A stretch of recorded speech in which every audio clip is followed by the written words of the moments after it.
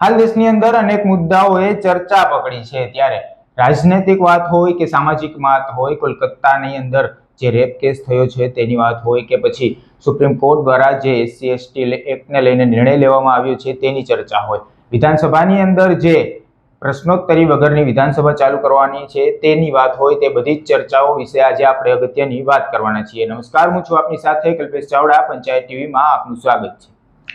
આજે આપણી સાથે પંચાયત ટીવીમાં GSTVના વરિષ્ઠ પત્રકાર અનિલ પટેલ જોડાયા છે। તેની સાથે આપણે આજે કેટલીક રાજનૈતિક ચર્ચાઓ કરશું। પહેલા તો અનિલ પટેલ, આપનું ખૂબ ખૂબ સ્વાગત છે અમારા ટીવીમાં। આપણે પહેલા તો રાજનૈતિક ચર્ચા કરવાની છે। રાજનૈતિક ચર્ચાની અંદર હાલ જે કોલકાતાનો મુદ્દો ખૂબ જ સળગી રહ્યો છે તેના વિશે આપનું શું માનવું છે? કે જે કલ્પેશભાઈ, આમાં બે ત્રણ મુદ્દાઓ છે। એવું નથી કે આ ઘટના નથી થઈ, ઘટના બિલકુલ થઈ છે, સાચી ઘટના છે। સરકારે, એટલે ખાસ કરીને રાજ્ય સરકારે જે રીતે, એટલે મમતા બેનર્જી જે રીતે એને ટેકલ કર્યું એ ખૂબ જ ઉણપભર્યું હતું, ભૂલભર્યું હતું, અથવા તો એવું કહીએ કે જે પણ રાજ્ય સરકાર પહેલા આવી ઘટનાઓ થાય તેને દબાવવાનો પ્રયત્ન કર્યો, એવું માની શકો તમે। એને દબાવવાનો પ્રયત્ન થયો, અફવાઓ પણ એની અંદર ચાલી, તમામ ઘટનાક્રમ થઈ। તમે એને મેં કીધું એ પ્રમાણેના બે ત્રણ પહેલુઓ છે, ચરણ છે। એક મહત્વની વાત એ કે ઘટના થઈ, જે રીતે આરોપો લાગ્યા સરકાર ઉપર કે એના માતા પિતાને કલાકો પછી એને દેખાડવામાં આવ્યા, પછી જે ત્યાં એના પુરાવા હતા એને નાશ કરવાનો પ્રયત્ન થયો, એક તમામ ઘટનાક્રમ થયું। પણ જેટલું જોરશોરથી ભાજપ આ મુદ્દાને ઉઠાવી રહ્યું છે, અથવા તો એવું કહીએ કે જે ગોદી મીડિયા આપણે કહીએ, એને જેટલો ઇન્ટરેસ્ટ છે આની અંદર ઉપાડવામાં, એ થોડું વધારે પડતું છે। કારણ કે એમને લાગે છે કે મનગમતું વિષય એમને મળી ગયું છે, કારણ કે વિપક્ષની ત્યાં સરકાર છે, મમતા બેનર્જીની સરકાર છે, કોઈને કાઢતા નથી। જે રીતે તમામ વસ્તુ થઈ એને લઈને સુપ્રીમ કોર્ટમાં જે રીતે સુનાવણી થઈ, એને નેશનલ ટાસ્ક ફોર્સની વાત કરી છે, CBIને જલ્દીથી રિપોર્ટ કરવાની વાત કરી છે, પછી એ ઘટનાક્રમ તમે એક પછી એક ત્યાં જુઓ તો તમામ જે મેડિકલ ફ્રેટર્નિટી છે, જે એ તમામ લોકો રસ્તા પર આવ્યા, સુરક્ષાને લઈને જે લોકો મેડિકલ ક્ષેત્રે કામ કરે છે, સેવાનું કામ કરે છે, એની સુરક્ષાને લઈને સવાલ ઉઠ્યો। પણ મૂળ વાત અહીંયા એ છે કે જે રીતે હાઈકોર્ટે ત્યાં ઇન્ટરવીન કરીને CBIને સોંપ્યું, એને લઈને પણ તમામ ઘટનાક્રમ થઈ। 14 તારીખે આ ઘટના થાય છે, 14, 15, 16 ઘટના આગળ આવે છે, અને એના પછી સીધી રીતે મમતા બેનર્જી એ પરિવાર સાથે મળવા જાય છે, ત્યાંના પોલીસ કમિશનર છે એ સ્ટુડન્ટ પાસે મળવા જાય છે, તમામ વસ્તુઓ જે છે સમજાવવાનો પ્રયત્ન કરે છે। છેલ્લે હાઈકોર્ટના ઇન્ટરવ્યુથી CBIને તપાસ સોંપી દેવામાં આવે છે। દાવો એ છે કે જે રીતે મમતા બેનર્જીએ માર્ચ કાઢ્યું, એ તમામ વસ્તુ કે અમારી જોડે જે તપાસ છે વધુ પડતું ચગાવવામાં આવી રહ્યું છે, પશ્ચિમ બંગાળને બદનામ કરવાનો પ્રયત્ન થઈ રહ્યું છે। જે એગ્રેસિવનેસ સાથે તમને વાત કરું, ભાજપ ત્યાં એગ્રેસિવ દેખાય છે, એ એગ્રેસિવ સાથે ગુજરાતમાં નથી દેખાતી। જે રિપોર્ટ આવ્યો તે પ્રમાણે ગુજરાતમાં પોતે 6 મહિલાઓનો બળાત્કાર થાય છે, એ રિપોર્ટ છે। એ સિવાય ભાજપના જ કેટલાક લોકોનું નામ આવે છે, એક મહિલાના, એક દીકરીના બળાત્કારમાં રાજકોટની પાસે આટકોટની જગ્યા છે ત્યાં આગળ। ત્યારે આ મહિલાઓ કે આ લોકો નથી બોલતા। અંકિતા ભંડારીની જ્યારે વાત આવે છે કે ઉત્તરાખંડમાં જે રીતે એની હત્યા થઈને BJPના લોકોનું નામ આવે છે, એ જ રીતે તમે અનેક ભાજપના નેતાઓ ઉત્તર પ્રદેશમાં તમે જુઓ, લાઇનસર છે જેમના ઉપર તમામ પ્રકારના બળાત્કારના આરોપો લાગે છે, ત્યારે ભાજપના લોકો નથી બોલતા। હું એવું નથી કહેતો કે એ આ ખોટું છે કે આ સાચું છે, પણ જ્યાં પણ મહિલાઓ પ્રત્યે થાય છે એ તમામ જગ્યાએ તમારી એક સરખી નીતિ હોવી જોઈએ। એ તમારા રાજ્યમાં થાય કે બીજા રાજ્યમાં થાય છે। આમાં ઘટના થઈ છે, પુરાવાના જે નાશ કરવાની વાત છે, જે આપણે જોઈએ છે એ પણ થયું છે, પોલીસ તપાસ બી કરી રહી છે, પણ એમાં રાજનીતિ વધુ થઈ રહી છે, મને એવું વધારે પડતું લાગે છે। જી બિલકુલ અનિલભાઈ, હવે વાત કરવામાં આવે કે આપણે આની પહેલા જ્યારે નિર્ભયા કાંડ થયો હતો ત્યારબાદ તેના જે આરોપીઓ હતા તેમને ફાંસી દેવામાં આવી, ત્યારબાદ લોકોને ક્યાંક ને ક્યાંક લાગતું હતું કે હવે આવી કોઈ ઘટના નહીં બને, પરંતુ તે છતાં આવી ઘટના બની। ત્યારે આ સરકારને સુરક્ષાને લઈને કેવા પગલાં લેવા જોઈએ? તમને કહી દઉં કે જ્યારે 2012માં નિર્ભયા કાંડ થયો ત્યારે હું દિલ્હીમાં જ હતો, તમને કોઈ એક ચેનલ માધ્યમથી ત્યાં કામ કરતો જતો, અને આ ઘટનાને મેં બહુ નજીકથી જોઈ, અને કઈ રીતે નિર્ભયા થયું અને કઈ રીતે એમાં એક નિશ્ચિત પોલિટિકલ પાર્ટી એનો ફાયદો લીધો, અને કોણ PM થઈ ગયું એ બધાને ગૂગલ ઉપર તમે સર્ચ કરશો, અને કેવી રીતે RSS એમાં સંલગ્ન થયું, પછી કયા કયા પ્રકારના આંદોલન એની સાથે જોડાયા। પણ સવાલ એ છે કે ત્યારે પણ જો તમે NCRB જે નેશનલ ક્રાઇમ રિપોર્ટ છે એનો રેકોર્ડ ખંગાલશો તો ત્યારે પણ ભારતમાં લગભગ 90 થી 100 મહિલાઓના બળાત્કાર ડેલી થતા હતા. આજે પણ સ્થિતિ એ છે કે 100 થી 90 મહિલાઓ 90 થી 100 મહિલાઓ આજે પણ બળાત્કાર થાય છે. મતલબ સાફ છે કે 2012માં જે સુપ્રીમ કોર્ટે ગાઈડલાઈન આપી, નવો કાયદો બન્યો, એ જ કાયદા થકી હું તમને કહું આસારામને સજા થઈ. તમે સમજો, એ જ કાયદાથી આસારામને સજા થઈ. આજે સ્થિતિ એ છે કે રામ રહીમને તમે પેરોલ પર છોડો છો. કેમ? કારણ કે તમે હરિયાણાનું ઇલેક્શન તમારે જીતવાનું છે. આસારામને છોડવાની વાત થઈ રહી છે કે આસારામને પણ, તો તમે શું મોરલ સેટ કરવા માંગો છો કે એક તરફ તમે તમારા લોકો રોડ રસ્તા ઉપર ઉતરે છે, ચક્કા જામ કરે છે, લો એન્ડ ઓર્ડરની સિચ્યુએશન આપે છે, બીજી તરફ તમે રામ રહીમ જેવા લોકોને પોતાના પોલિટિકલ ઉદ્દેશ્યો માટે તમે એને પેરોલ આપો છો. તમે વિચાર કરો, 20 સાલની સજા, 2 દીકરીઓના બળાત્કાર અને હત્યા, અને એના પછી 2 પત્રકારની હત્યા, એના ઉપર જે વ્યક્તિને મળે એને વારંવાર પેરોલ મળે. કારણ કે ક્યારે પણ પંજાબમાં ઇલેક્શન હોય ત્યારે એને પેરોલ મળી જાય, હરિયાણામાં ઇલેક્શન હોય ત્યારે એને પેરોલ મળી જાય, રાજસ્થાનના ઇલેક્શન હોય ત્યારે એને પેરોલ મળી જાય. મતલબ સરકાર એ વાત સેટ કરવા માંગે છે કે જો અમારા લોકો અથવા અમને ફાયદો કરતી વસ્તુ હશે તો અમે એમાં કંઈ નહીં બોલીએ. ભાજપ કંઈ નહીં બોલે, એની મહિલા મોરચાના જે લોકો છે કંઈ નહીં બોલે. હા, કોંગ્રેસના કે વિપક્ષના કોઈ જગ્યા હશે તો અમે બોલીશું, જોરથી બોલીશું, સીબીઆઈને ઇન્વોલ્વ કરીશું અને એને બદનામ કરીશું. એ વાત સ્પષ્ટ છે કે ભાજપની નીતિ એક સરખી કોઈ જગ્યાએ નથી, પોતાને અનુકૂળ છે. અને એટલા માટે જ જે આપણે વાત કરી કે 2012 થી અત્યાર સુધી સ્થિતિ નથી સુધરી, એનું મૂળ કારણ એ છે કે પોતાને મનગમતી વસ્તુ કરવાની, કોઈ પણ ઘટના થાય પોતાને અનુકૂળ એવી વસ્તુ કરવાની.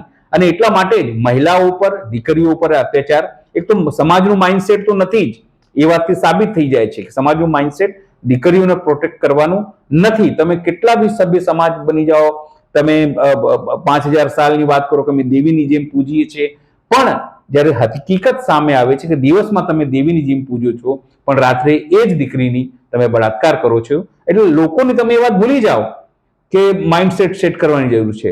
હવે વાત થવા લાગી છે કે તમે ગલ્ફ કન્ટ્રીમાં જે રીતે સજા આપવી જોઈએ એ રીતે લોકોને સજા મળવી જોઈએ, પથ્થરથી મારી નાખવું જોઈએ, એમના લિંગ કાપી નાખવા જોઈએ, એવી વાતો દીકરીઓ હવે કરવા માંગી છે. હું નથી કહેતો આ વાત, પણ તેમની બાઇટ તમે એને સાંભળશો અલગ અલગ જગ્યાએ તો આ દીકરીઓ જાહેરમાં બોલવા માંડે. આ કાનૂન વ્યવસ્થાની નિષ્ફળતા છે. તમને ખ્યાલ હોય તો થોડા સમય પહેલા હૈદરાબાદની અંદર એક બળાત્કાર થયું હતું, એની અંદર 4-5 લોકોને પોલીસે મારી નાખેલા. તમે એન્કાઉન્ટરની તમે વાત કહી શકો, ત્યારે લોકો ખૂબ ખુશ થયા હતા. પણ એ સોલ્યુશન નથી.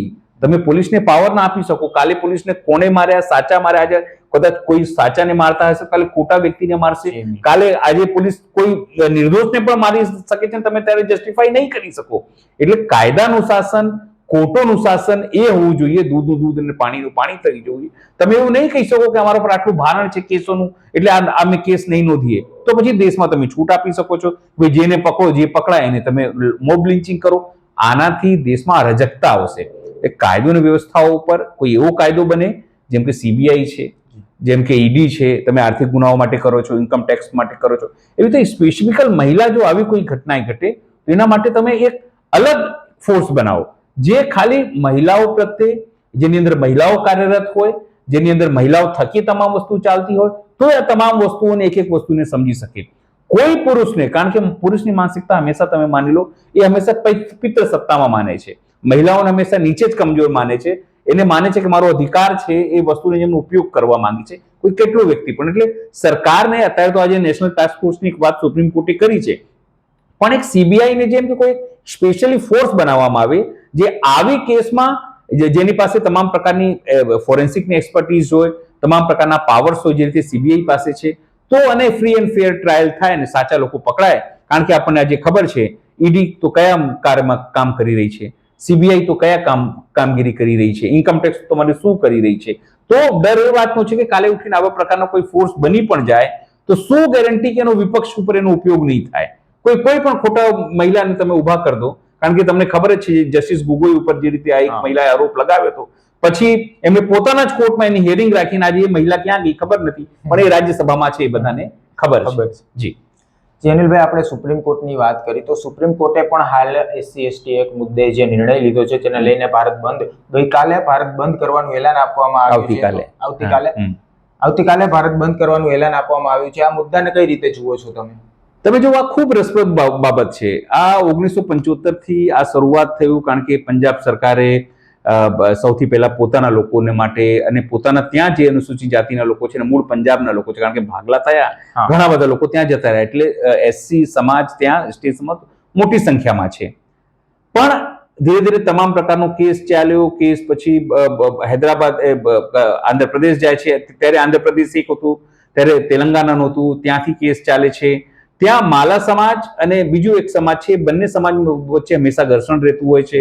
અને એ લોકો ગયા પછી ત્યારે 2004માં સરકારે સુપ્રીમ કોર્ટે ના પાડી કે ભાઈ આ માત્ર કેન્દ્ર સરકારને અધિકાર છે, તમે એક જે તમામ પ્રકારના ભલે તમે 25, 30 કે 40 સમુદાય હોય પણ એક જ ગણવામાં આવશે, એવી વાત કરવામાં આવી. એ સમય દરમિયાન પણ એ માનસિકતા ગણવામાં આવી કે તમે એક કેવી રીતે સમજી શકો છો, કારણ કે અલગ અલગ અમારા દલિત કે એસી સમાજ છે, એને કોઈને પાણી અડવાનો કે મંદિર સુધી જવાનો અધિકાર છે, તો કોઈને ગર્ભગૃહ સુધી જવાનો અધિકાર નથી. અલગ અલગ અમારી જ્ઞાતિઓ છે, અમારી જ્ઞાતિઓમાં પણ કેટલાક લોકો પોતાને શ્રેષ્ઠ સવર્ણ સમજે છે, કેટલાક લોકોને અધિકાર નથી મળ્યા. હવે સવાલ એ છે કે આ તમામ વસ્તુઓ છે અને લોકો દબાયેલી અવાજમાં કેટલીક વખત સમજે પણ છે કે આ વાત સાચી છે, પણ આખી માનસિકતા એ છે કલ્પેશભાઈ કે તમે એસસી સમાજ ગણો તો લોકોની એક જ માનસિકતા છે કે આ અછૂત છે, એને આ પોતાના વાસણમાં પાણી ના આપી શકાય, એને પોતાના ઘરે સોફા પર ના બેસી શકાય. અનેક લોકો છે. આ તો બાબા સાહેબે જે સંવિધાન આપ્યું, મજબૂરીમાં લોકોને આ સમજવું પડે છે. નહીં તો આજે પણ ગુજરાતના અનેક ગામડાઓમાં આપણે રોજ જોઈએ છીએ ક્યાંક ને ક્યાંક નાની મોટી સમસ્યા આને લઈને થાય. ઘોડા ઉપર લગ્ન ન કરી શકે, મૂછ ન રાખી શકે, ટી શર્ટ ન પહેરી શકે, સારા ચશ્મા ન પહેરી શકે, મંદિરોની અંદર એને ઘૂસવાનો અધિકાર નથી. આ તમામ વસ્તુઓ છે. એને લઈને સુપ્રીમ કોર્ટે ખાલી માત્ર આટલું કીધું, રાજ્યોને જે અત્યારે બાધિત હતું કે ખાલી માત્ર કેન્દ્ર સરકાર કરશે, રાજ્યોનો અધિકાર નથી. સુપ્રીમ કોર્ટે ખાલી એક રસ્તો ખોલી આપ્યો કે ભાઈ તમે પણ કરી શકો છો. પેટામાં જો તમારે આપવું હોય, તમને લાગતું હોય કે નિશ્ચિત જ્ઞાતિઓને લાભ વધારે મળે છે, કેટલાક નથી મળ્યો, તો તમે અલગથી કેટેગરી પાડીને એને કરી શકો છો. રાજ્યો માટે હતું, કેન્દ્ર માટે નંબર 1. બીજી વાત એની અંદર એ લોકોએ કીધું કે ક્રીમી લેયર જે છે, કોઈ એક વ્યક્તિને સરકારી નોકરી મળી ગઈ હોય પછી એને ક્રીમી લેયર લાગે તો કદાચ એ છૂટ એને ન મળવી જોઈએ. સવાલ જે લોકો આવતીકાલે વિરોધ કરવાના છે કે ભારત બંધ છે, એ લોકોની માનસિકતાનું જે લોકોની વાત એ વાતને લઈને છે કે તમે જો સૌથી પહેલા જ્યારે રાજ્ય સરકારે આ વાત કરી ત્યારે ખૂબ મજાની વાત શું થઈ, દક્ષિણમાં સ્ટાલિન હોય, આંધ્રપ્રદેશમાં ચંદ્રબાબુ નાયડુ હોય, તેલંગાનામાં રેડ્ડી હોય, એ તમામ લોકોએ સ્વાગત કર્યું કે ના ખૂબ સારું છે, અમે કરવા માંગીએ છીએ. પણ ઉત્તર ભારતમાં તમે જુઓ, પાસવાન એને વિરોધ કર્યો, સીધી રીતે તેજસ્વી યાદવ એને વિરોધ કર્યો, માયાવતીએ વિરોધ કર્યો. એમનું તર્ક એ હતું કે આખા દેશની અંદર ભલે તમે એ લોકો પૈસાદાર થઈ ગયા, ક્રીમી લેયરમાં તમે આવી ગયા, પણ લોકોની માનસિકતા આગળ છે એટલી જતી નથી. એટલે તમે એક જ આવી રીતે તમે બાયફર્કેશન ના કરો, અમારી અંદર જ તમે અલગ કોટામાં કોટા આપીને તમે નુકસાન ના કરો. કેમ? જ્યારે ઈડબ્લ્યુએસ આવ્યું, સવર્ણ લોકોને જે ગરીબ હોય એનો કેટલો દુરુપયોગ થઈ રહ્યો છે બધાને ખબર છે. ખોટા તમે જો યુપીએસસીમાં લોકો ખોટા સર્ટિફિકેટના આધારે લોકો આવી ગયા, તમામ વસ્તુઓ થઈ, એને લઈને વિરોધ છે. લોકોને કેવું છે કે જો સુપ્રીમ કોર્ટ કોલેજિયમ સિસ્ટમથી ભરતી કરતી હોય સીધી રીતે, તો પછી અમારામાં તમે કેમ ભાગલા પાડવા માંગો છો? એ સીધી રીતે એ વાતથી જોડવા માંગે છે કે તમે અનામતને ધીરે ધીરે ખતમ કરવા માંગો છો. આ તમામ વસ્તુઓને લઈને એસટી, એસસી, એની અંદર ઓબીસી પણ એમને લાગે છે કે આ સરકારના આયા પછી આવી તમામ ઘટનાક્રમ થયું છે, જેના કારણે સંવિધાન ઉપર પ્રહાર થયો છે. લોકોને અધિકારો નથી મળી રહ્યા, કારણ કે 11 મહિનાની કોન્ટ્રાક્ટ જ્યારે જોબ આપશે ત્યારે લોકોના અનામત જતા રહેશે અને સરકાર એ રીતના પગલા જેમ એક પછી એક ભરી રહી છે.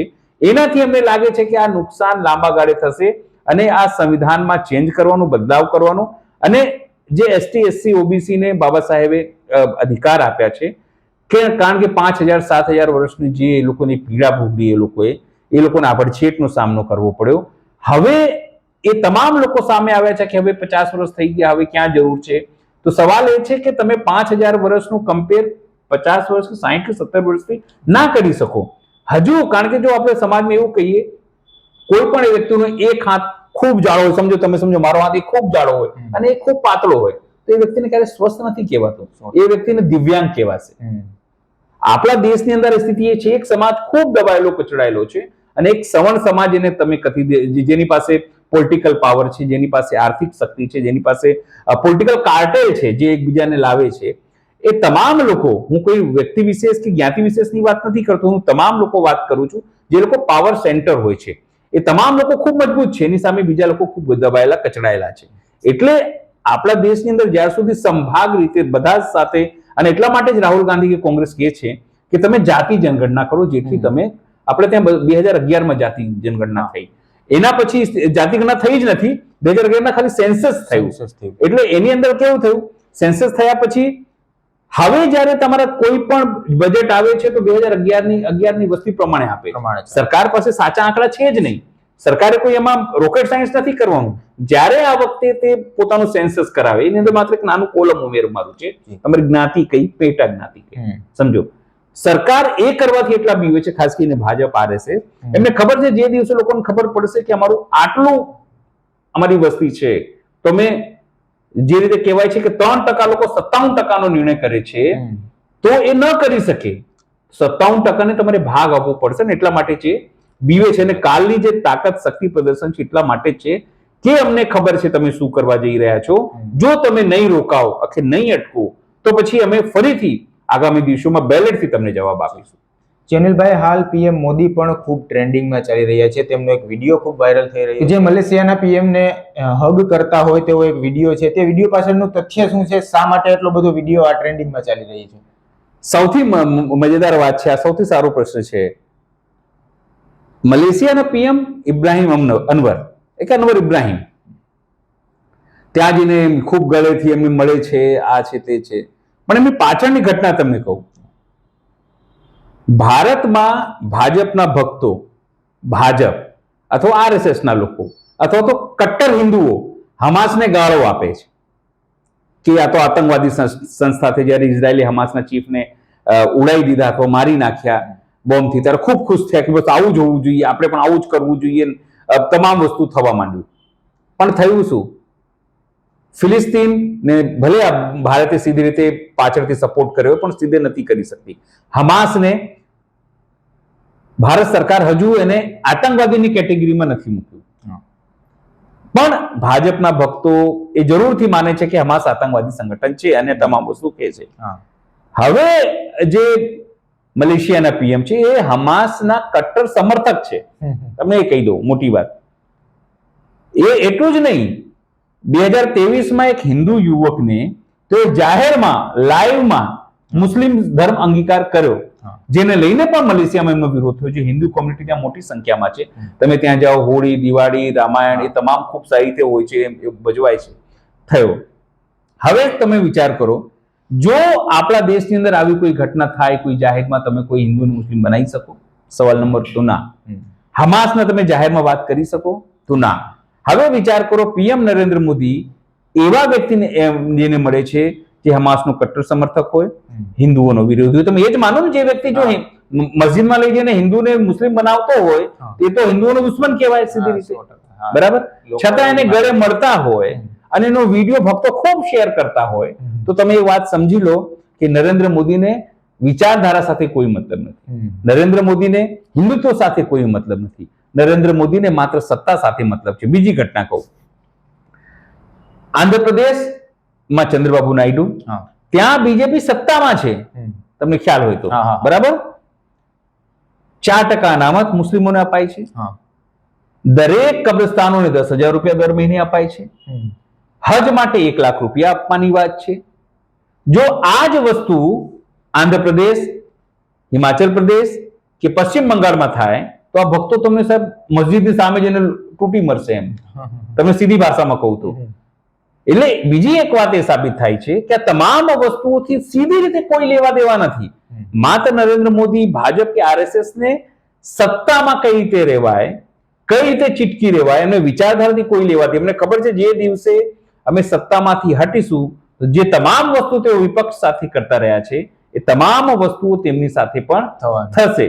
અને એટલા માટે જ તમે જુઓ, 10 વર્ષના ઇતિહાસમાં પહેલી વખત શું થયું? તો પહેલી વખત વકફ બોર્ડ JPC માં નાખવી પડે છે તમારે. બ્રોડકાસ્ટ બિલ તમે લાવો છો, વિરોધ થાય છે, ફરી તમે લાવો છો. આજે લેટરલ જે ભરતીની વાત હતી હા. એમાં પણ તમારે સેટબેક થવું પડે છે. આ આપણા લોકશાહીની તાકાત છે. કલ્પેશભાઈ કે લોકોએ એમને 63 સીટો ઓછી આપી એટલે એ માપમાં આવી ગયા છે. હા, બરાબર. હવે અનિલભાઈ, મારે છેલ્લે ગુજરાતની વાત કરવી છે. ગુજરાતની અંદર આમ તો ગુજરાત સરકાર છે તે ગરીબી હટાવોના નારા સાથે ખૂબ જ પ્રચાર પ્રસાર કરતી હોય છે. ત્યારે આજરોજ એક રિપોર્ટ બહાર પાડવામાં આવ્યો છે કે જેમાં ગુજરાતની અંદર ખાલી માત્ર ને માત્ર ગુજરાતની અંદર 1 કરોડ કરતા વધારે ગરીબો છે તેવું જાહેર કરવામાં આવ્યું છે. આ રિપોર્ટને લઈને શું કહેવા માંગશો તમે? જો હું તમને સીધી રીતે હું આને ઊંધી રીતે જોઉં છું. ગુજરાતમાં 30 વર્ષથી એક જ સરકાર, હા, કેશુભાઈ હોય કે પછી નરેન્દ્ર મોદી રહ્યા 12 વર્ષ, એના પછી તમે આનંદીબેન આયા, હા. એના પછી તમે જો વિજય રૂપાણી આયા, એના પછી અત્યારે ભૂપેન્દ્રભાઈ છે, અને ભૂપેન્દ્ર પછી કોણ છે એની ઘડીઓ અત્યારે ગણાઈ રહી છે. હા. હવે સવાલ એ છે કે 30 વર્ષમાં તમે કહો છો કે નંબર 1 ગુજરાત, વિકસિત ગુજરાત, વાઇબ્રન્ટ ગુજરાત, સબકા સાથ સબકા વિકાસ, આ તમામ નારાઓ, અને નરેન્દ્ર મોદી અહીંયા હતા 12 વર્ષ પોતે અહીંયા હતા ત્યારે નંબર 1 ગુજરાત, અને એ જ મોડલને દેખાડીને તેઓ પીએમ સુધી પહોંચ્યા છે. એમાં કોઈ બેમત નથી. પણ હવે કેવી સ્થિતિ છે? જ્યારે આ તમામ લોકો હતા તો ત્યાર સુધી કેવું હતું? સરકાર, અધિકારીઓ, એના ચટ્ટાબટ્ટા અથવા એના કાર્યકર્તાઓ, એના ઉપર કંટ્રોલ હતો. એવું નતું કે આ નથી મીડિયા, જે ઈચ્છે સરકાર એ થાય. હવે ધીરે ધીરે કંટ્રોલ છૂટી રહ્યું છે. તમને કહું, એટલા માટે તમામ પ્રકારના રિપોર્ટ આવી રહ્યા છે. ગુજરાતમાં પણ તમે જુઓ 2 વખતથી 26 સીટ આવતી હતી, આ વખતે 1 સીટ ગેનીબેનની આવી. ચૈત્ર વસાવા જુઓ માત્ર 84-85 હજાર વોટથી હાર્યા. તમે જુઓ ખાસ કરીને અમિત ચાવડા, એ પણ લગભગ એટલા જ વોટથી હાર્યા, અને સાથે પાટણની સીટ પણ એટલા જ સીટ હાર્યા.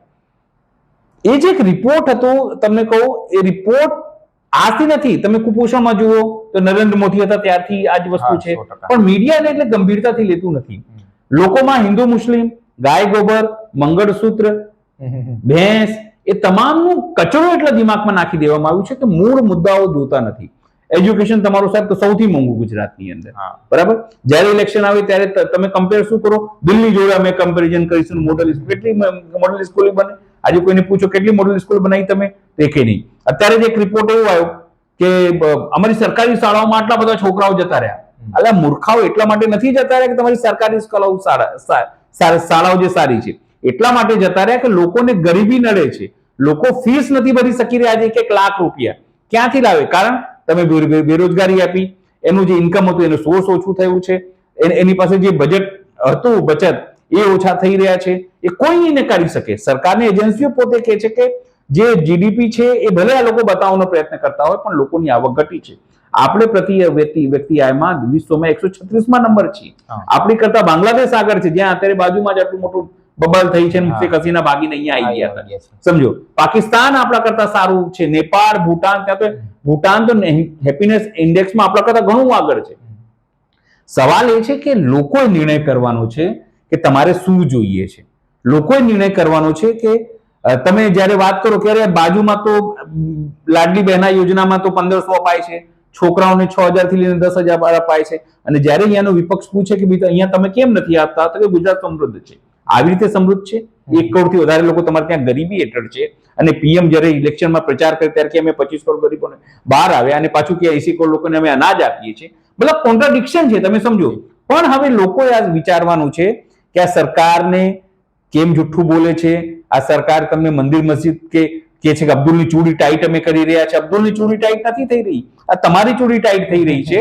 એ વાત યાદ રાખજો, કારણ કે આ રિપોર્ટ ધીમે ધીમે હવે લોકો આવે છે, લોકો સુધી પહોંચવાની, કારણ કે ગોદી મીડિયા વસ્તુ નહીં દેખાડે, આ મુદ્દે પણ ચર્ચા નહીં કરે. આ તો આપણે ચર્ચા કરી રહ્યા છે, અને લોકો સુધી પહોંચે આ વાત, અને લોકોની કઈ રીતે બેવું વલણ છે એ લોકોને જોવા જેવી બાબત છે. જી અનિલભાઈ, તમારો ખૂબ ખૂબ આભાર અમારી પંચાયત ટીવી સાથે જોડાવા માટે. આવા જ અનેક અવનવા રાજકીય સમાચારો અને મુદ્દાઓના ચર્ચાઓ જોવા માટે અમારી સાથે જોડાયેલા રહેજો. નમસ્કાર.